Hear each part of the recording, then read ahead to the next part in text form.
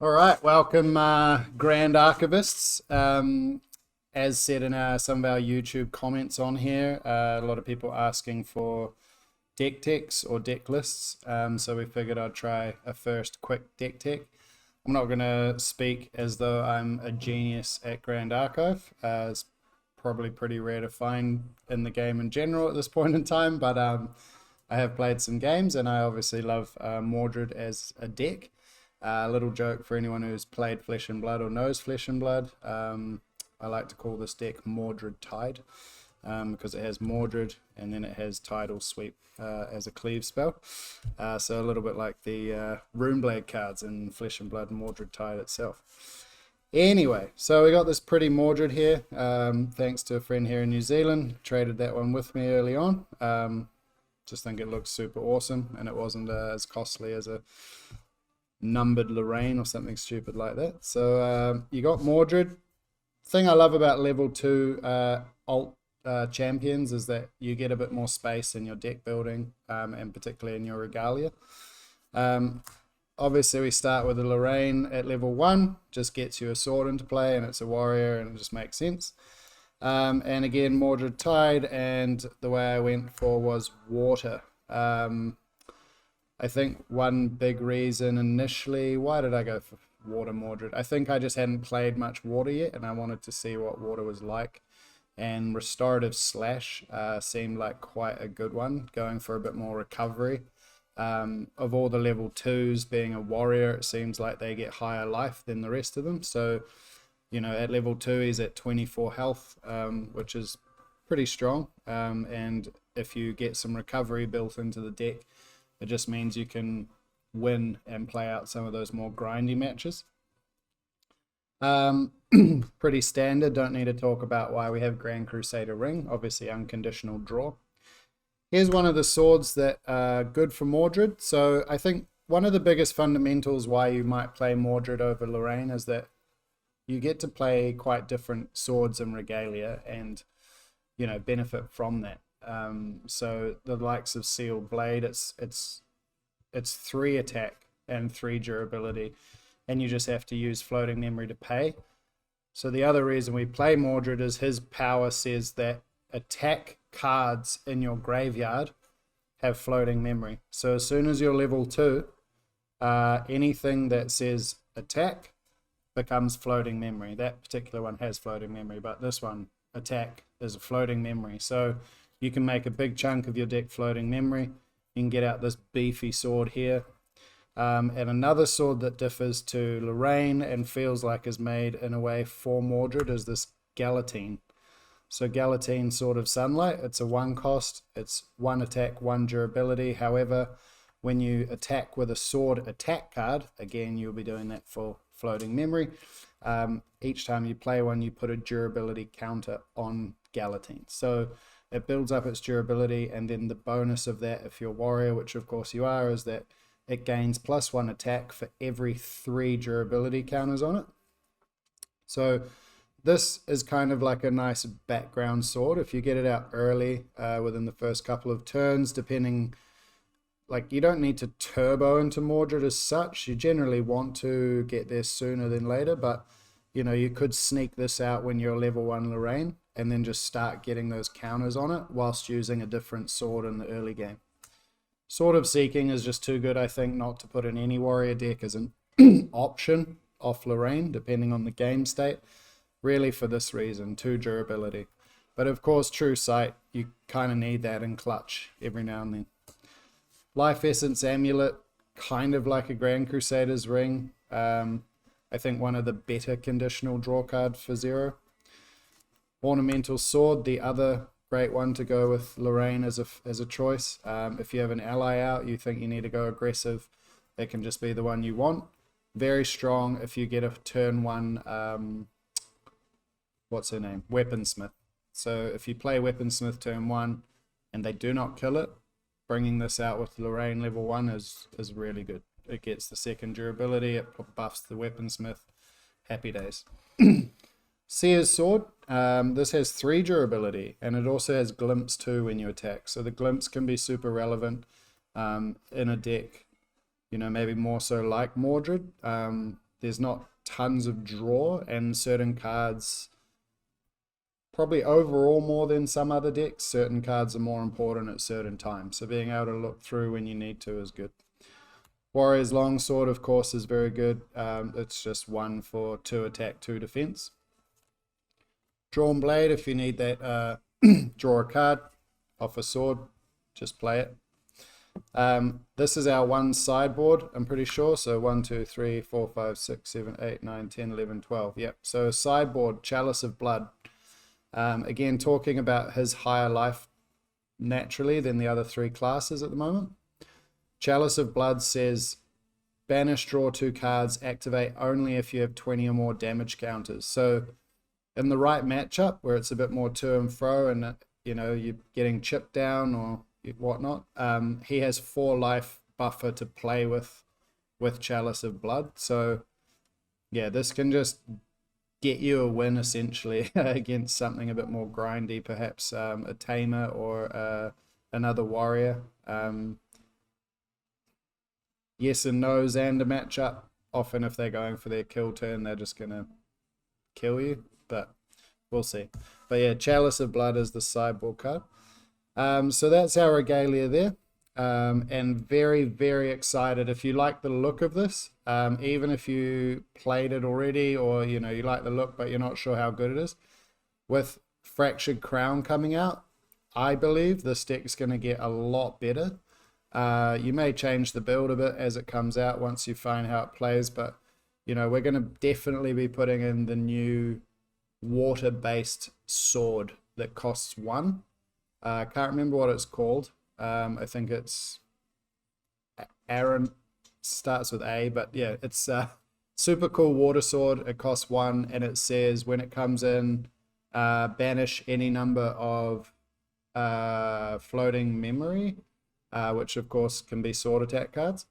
And for each one you banish, you put a counter on, a refinement counter, and then the sword gains +2 attack for every refinement counter. So basically, if you get it out between sort of turn, I don't know, turn 3, 4, and turn 7 or so, depending on the game, it could come out for anywhere between like 7 to 11 power for a one cost sword. So that's going to be huge for this deck. So that's that. And then the rest of our sideboard, starting on the bench, is this is a second copy of Galahad. So again, that what's it called? Sealed Blade and also Galatine. These 2 particularly work quite well, you know, with having Galahad in your deck. So he's 4 defense, and then he can just pick up your spare swords and just get in for extra damage and help clear allies and so on and so forth. So he's kind of like a mini champion or a right-hand man.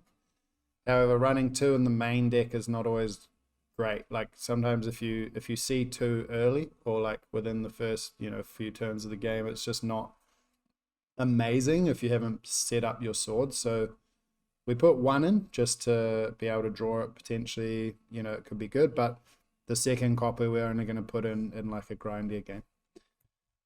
Freezing Hail. So this is something I, to be honest, haven't even played with yet. I've added it in. Interestingly, this card says deal 2 damage to target unit. This includes a champion. Then it says that unit doesn't wake up during its controller's next wake up phase.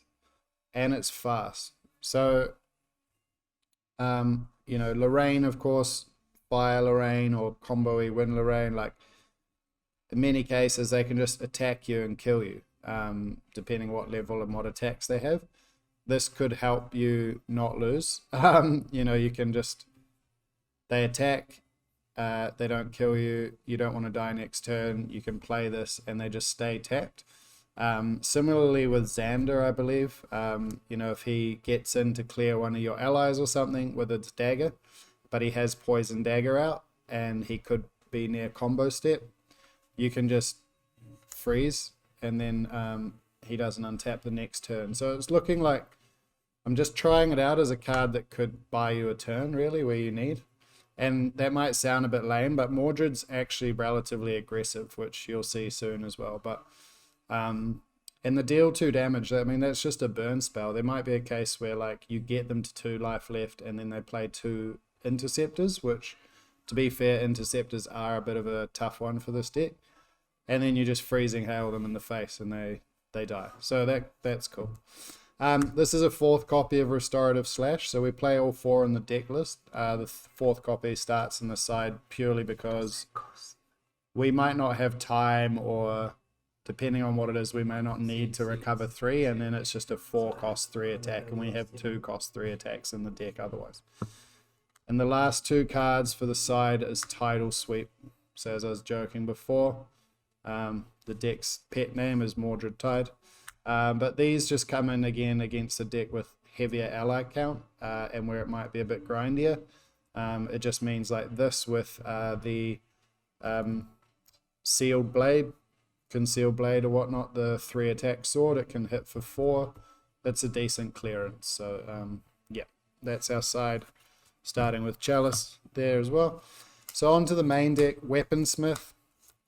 As explained, this is a great card, of course, with Ornamental Greatsword on turn 1/2.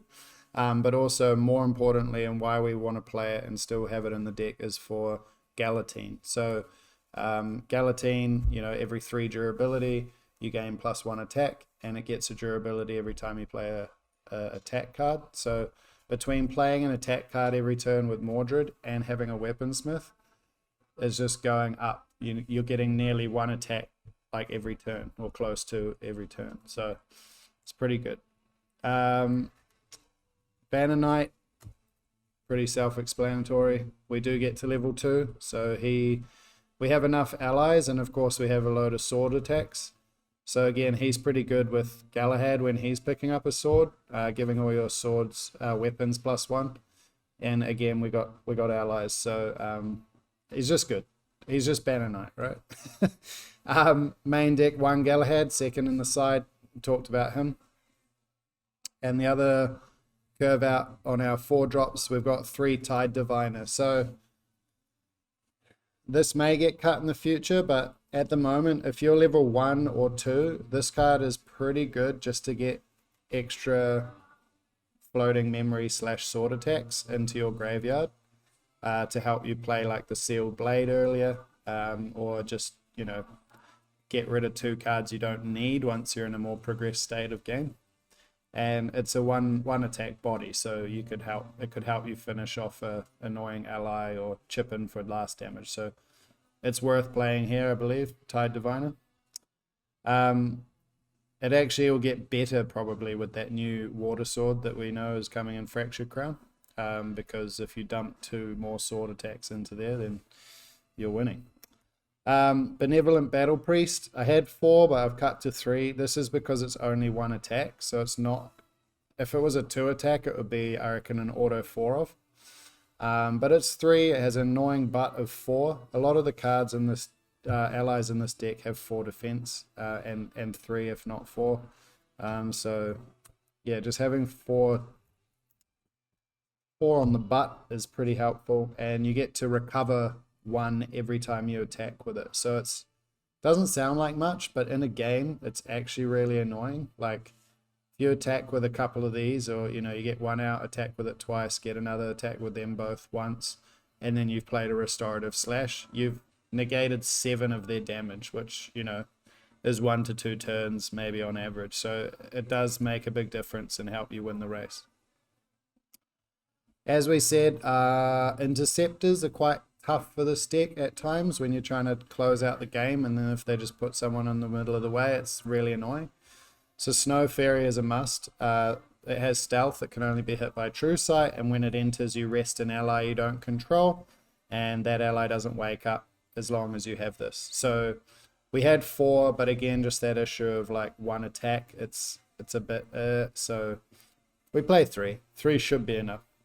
And then, of course, the card that is broken and came out in Alter, we believe, because water was underplayed. So they just said, here, play more water. We'll give you this Frostswarm Paladin. This card on turn 1 is insane. You can Idle Thoughts or Chilling Touch and then play Frostswarm Paladin. Like, you can do all of that for 6 cards.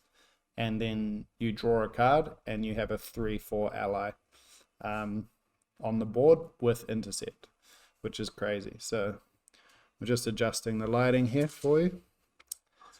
So those are our allies. And as we saw with like, what? Oh, no more left in the side, but yeah. Blue, you can try some different ones. One worth mentioning might be worth trying is the True Water Patrol or whatever it's called. It's a 2/3 with True Sight, and if it hits something with Stealth, it gets +1, so it can hit for 3. Yeah, but that's that. So pretty mean there. Tidy little package. Now you want a lot of attack cards, so this helps if you have allies out, but it's just quite cheap. Obviously 1 to cast if you've attacked with Mordred.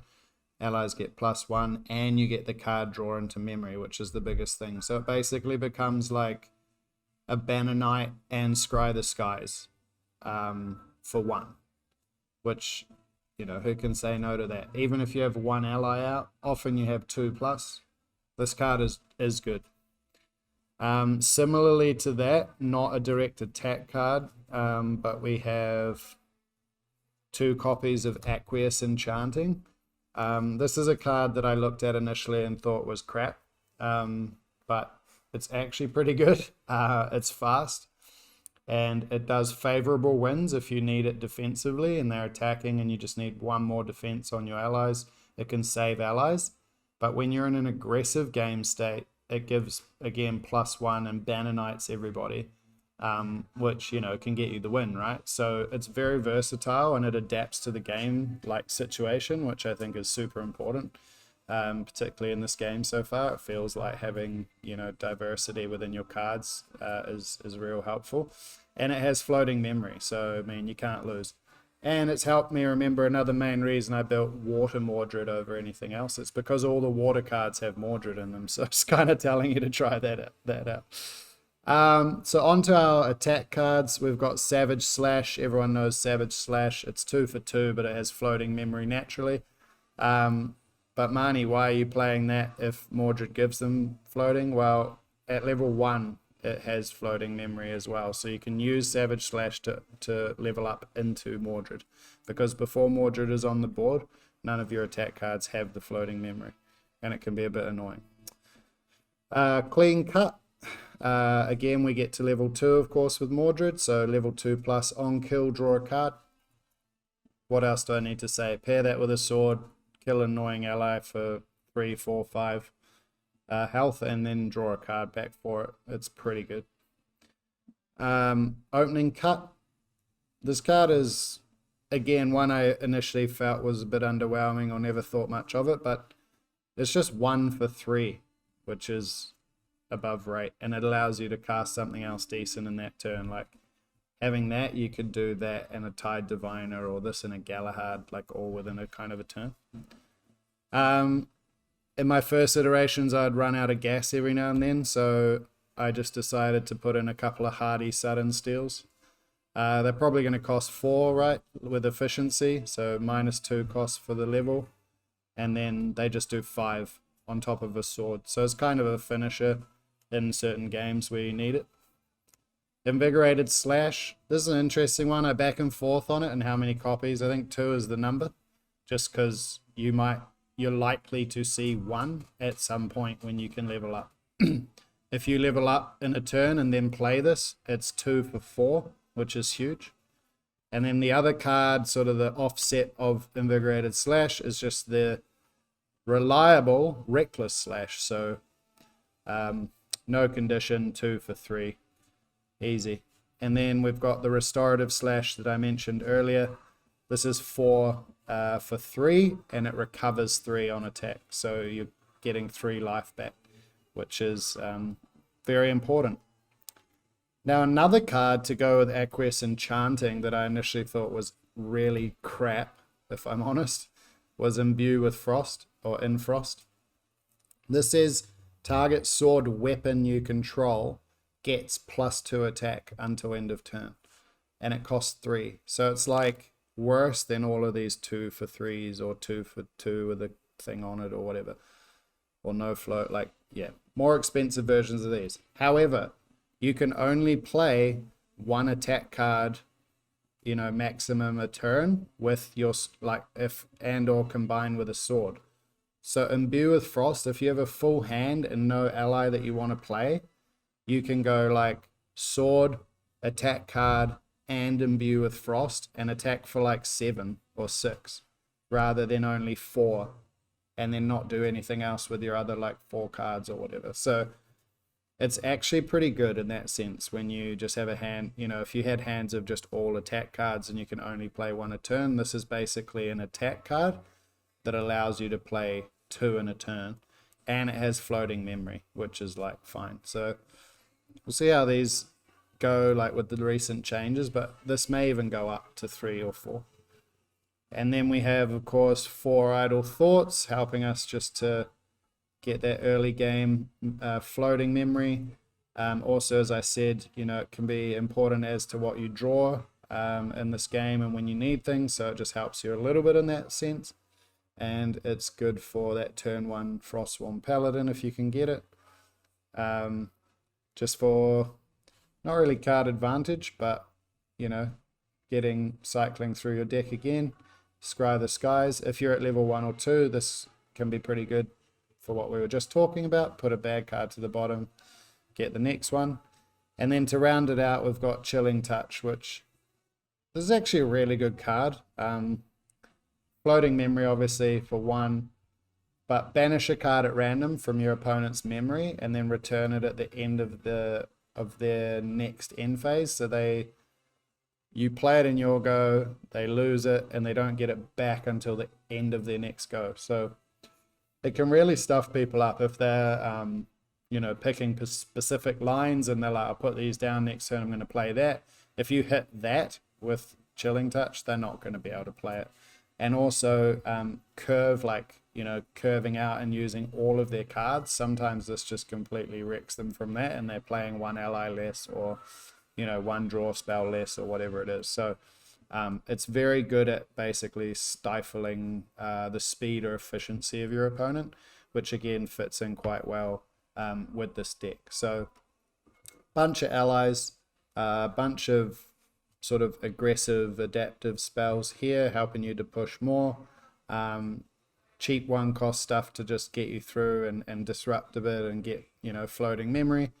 And then a whole load of attack cards. It makes for a pretty fun and aggressive deck. So yeah, that's it with the Mordred deck tech here. I believe we're going to take him for another spin into some other Grand Archive deck. But yeah, stay tuned and let us know what you think, what you'd like to see in future deck techs, or if we've missed anything, or if you have any thoughts or comments on your own Mordred lists and what you've played and what you've found. That would be much appreciated. But yeah, otherwise for now, like, subscribe, smash that notifications button, and we'll see you again soon. Thank you. Card Merchant Nelson hosts your favorite card games like Magic, Pokemon, Flesh and Blood, and more. Check out our online store for singles, sealed product, events, and accessories, and start playing today.